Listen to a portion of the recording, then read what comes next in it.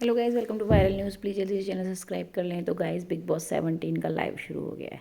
ठीक है, तो भाई आपने प्रोमो देखा तो अब तक का तो सबसे बड़ा प्रोमो कह सकते हैं आप, घर का सबसे बड़ा झगड़ा कह सकते हैं।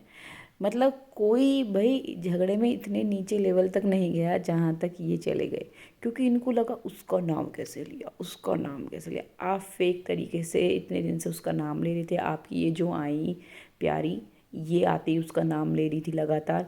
तो भाई मनारा ने क्या बोला? मनारा ने तो बस इतना ही बोला, आपकी वो बाहर की दोस्त।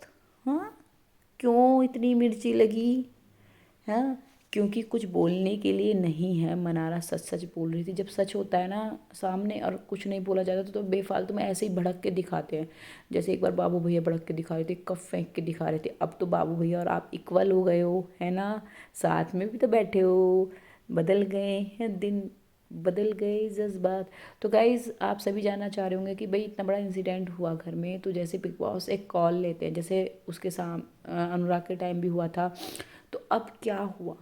मतलब क्या सज़ा दी बिग बॉस ने मनोवर को? क्योंकि आप मतलब सबको ही लगता है भाई सज़ा सज़ा तो मिलनी चाहिए। तो ना ये सब ना यहाँ बैठ के बात कर रहे होते हैं उस इंसिडेंट के बारे में, क्योंकि वो कल हुआ और आज हमने वो प्रोमो में देखा। तो ये बेसिकली यहाँ पे मनोवर कह रहा होता है ना, वो जो कल हुआ ना, तो यहाँ पे नील कहता है हाँ मैं वहाँ था नहीं, लेकिन मुझको 100% पता है। वो आगे एकदम से ऐड दिखा दी, लेकिन वो यही बोल रहा होगा कि जैसे उसने कहा 100% पता है कि उसकी गलती होगी, वो ऐसे टॉन्ट मारती है या ये करती है। तो भाई नील भी बदल गया है ना? जिस ऐश्वर्या के साथ उसकी बिल्कुल नहीं बनती थी मनोवर की, जो आपकी वाइफ को लगातार नॉमिनेट कर रहा था, आप उसी के साथ बैठे हो जाते ही। सबसे पहले तो आपकी वाइफ आपको जाते ही बाहर क्या करेगी भाई?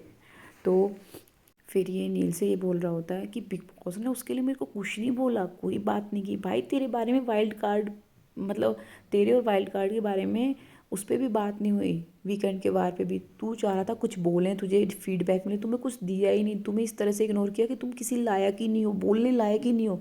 तो तेरा हिसाब वीकेंड के वार पे होगा भाई। और पता है अभी लोग कैसे रिव्यू देंगे?